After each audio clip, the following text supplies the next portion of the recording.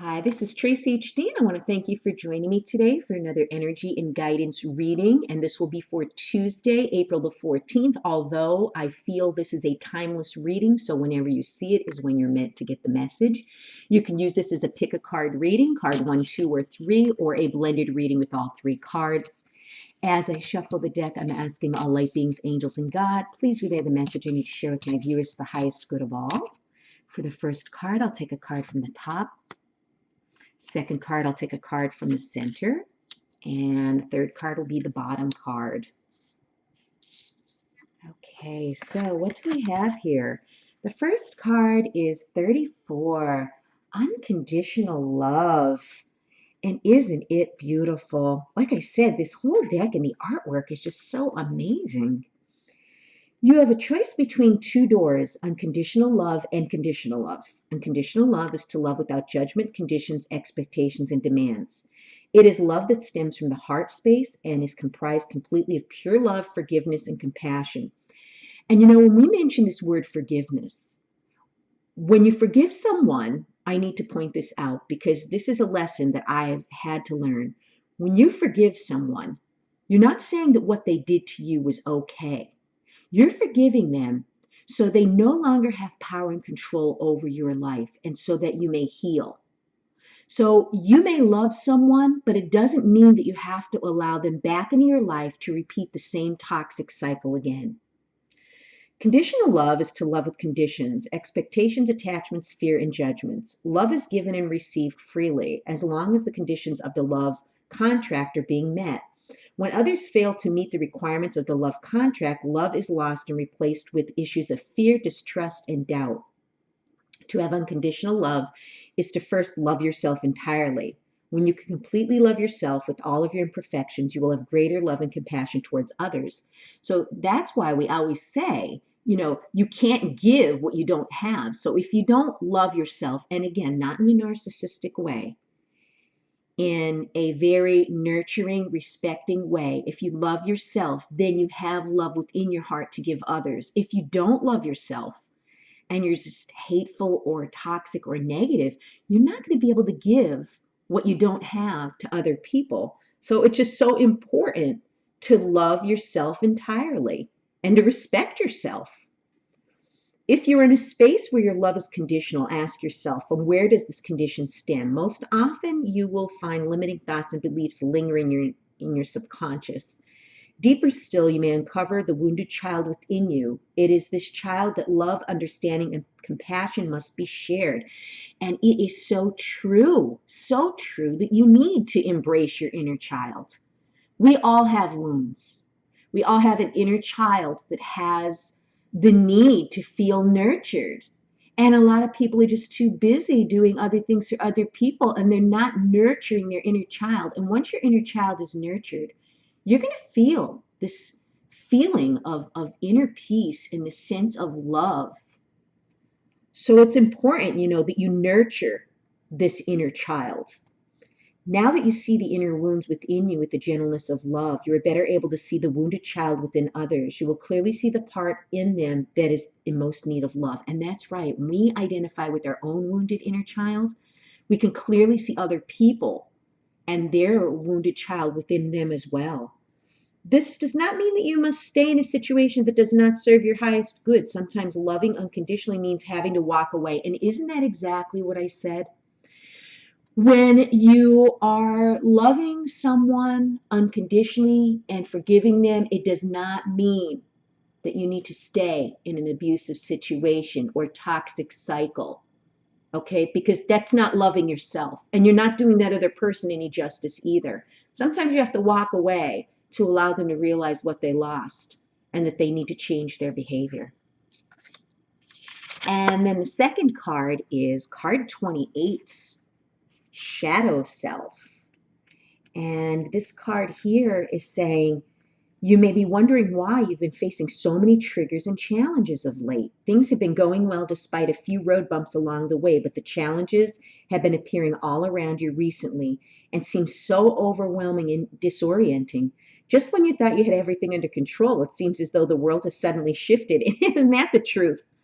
We're all feeling 2020 is the year of stability, and then bam, the coronavirus, and it knocked all of us out of balance. We didn't see it coming. Some of us thought about it, but the majority of us did not see it coming.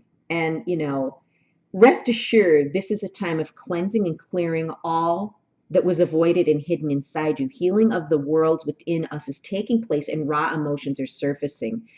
And that is so true because we have so much time on our hands now. Most of us are in lockdown, quarantine, whatever you want to call it. And we have time to take a good hard look at ourselves and what we were resisting and running away from. And it takes strength to embrace our shadow self and admit that these are things that could no longer be, ignored. Because when you keep resisting stuff, it's going to persist. It's going to persist, whatever you resist. So this is a good time to sit with it. And, you're exploring and uncovering the darkest shadows of yourself when you're alone like this. And, there's less activity going on in the world right now. A lot of people are home from school and work. And this is why you feel like you're being challenged and triggered, because finally things have come to a standstill. And the darker sides of ourselves are surfacing. And it's very necessary for this to be happening. So as hidden parts of you surface, be gentle, send love and compassion to your wounded parts. If there's rage within you, try to send yourself love. Again, it's like embracing the inner child. If there's hurt within you, send it love. And this period can be quite testing and very challenging by these unforeseen events that we're going through. And it's also triggering the people around you. And we may be home with people that we're not used to spending that much time with, and people are getting triggered. Through this cleansing process, your level of consciousness is expanding to new and heightened states of awareness and clarity. As you move through this period, be assured that you're not alone and that there is light at the end of the tunnel. And this will be over soon. And we will gradually go back to our lives like they were before, the routines. But hopefully, we're going back with a renewed sense of purpose. And we've done the work and the healing while we were quarantined. So we know what we want and what we don't want once we go back to the proverbial normal life. It could be a new life for a lot of us. I don't think we want to go back to what it was. And maybe that's why things had to get shaken up. And I truly believe that everything happened for a reason. It was to make people aware. And then the last card, 18, is intuition. And this intuition card is, when you pray with sincerity, it comes from your heart. But do you find that prayers often go unheard and unanswered? You're open when it comes to praying, dear one, but when it comes to receiving, you are closed. Most often, fears and doubts creep in to form barricades that block messages and communications from spirit.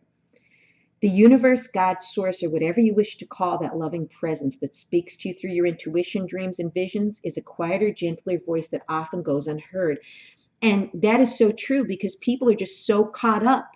Well, previously were caught up in the hustle and bustle of everyday life where they didn't have enough quiet time to rest and relax and go within. And they were missing all these signs and synchronicities. When we pay attention to our intuition, even if we can't explain why we have these gut feelings, you don't have to explain it. It's important information.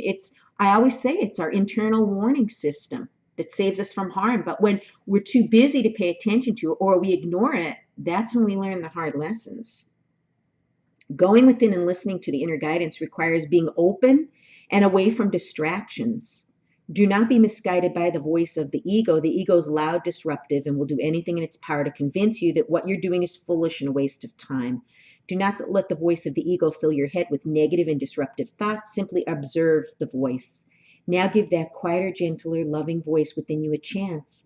Life isn't about killing the ego, but simply nurturing and watering the divine within you. In doing so, the ego fails to grow and survive in the light of love. So you want to get some quiet time on a regular basis, not just now because our hands are tied and we can't do anything or really go many places. This should be a daily thing where you go within, maybe in the beginning of your day, or maybe in the middle of your day, or maybe before you go to sleep at night. Whenever it's available to you, this intuition, I wouldn't ignore it. I would not ignore the gut feelings. And again, the only way you're going to be able to tap into your intuition is by getting some quiet time and making a habit of that. Beautiful reading. If you've enjoyed this reading, please give it a thumbs up, like it, share it, and above all, subscribe because I will be back with more.